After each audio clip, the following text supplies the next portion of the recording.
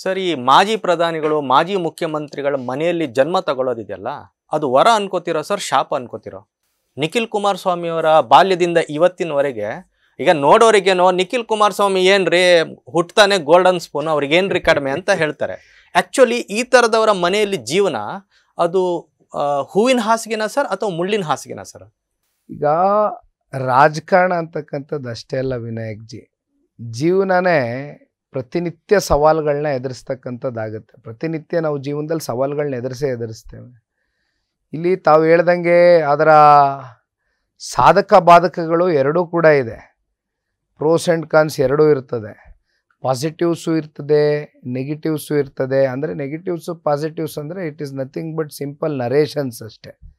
ಅಂದರೆ ತಾವು ಹೇಳ್ದಂಗೆ ಒಂದಷ್ಟು ಜನ ಏನಪ್ಪ ನಿಖಿಲ್ ಅವರು ಇಂಥ ಮನೆತನದಲ್ಲಿ ಹುಟ್ಟಿದ್ದಾರೆ, ಎಲ್ಲವೂ ಕೂಡ ಇವ್ರಿಗೆ ಭಾಳ ಸುಲಭವಾಗಿ ಕೈಗೆ ಸಿಗ್ತಾ ಇದೆಯಲ್ಲ ಅಂತಕ್ಕಂಥ ಮಾತನಾಡ್ತಕ್ಕಂಥ ನರೇಟಿವು ಕೂಡ ಇರುತ್ತೆ.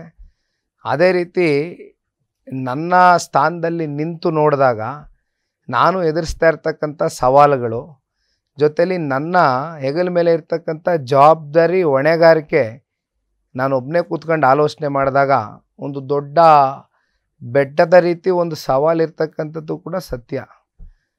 ವಯಸ್ಸಿದೆ, ಹುಮ್ಮಸ್ಸಿದೆ, ಜೊತೆಯಲ್ಲಿ ಏನಾದರೂ ಇಂಥ ಒಂದು ಕುಟುಂಬದಲ್ಲಿ ಹುಟ್ಟಿದ್ದೇವೆ, ಭಗವಂತ ಜನ್ಮ ಕೊಟ್ಟಿದ್ದಾನೆ, ನನ್ನ ಪುಣ್ಯ.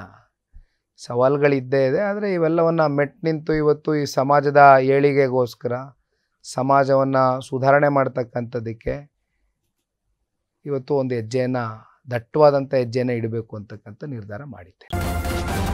ನ್ಯೂಸ್ ಫಸ್ಟ್, ನಿರ್ಭೀತಿಯಿಂದ ನಿಮ್ಮ ಪರವಾಗಿ.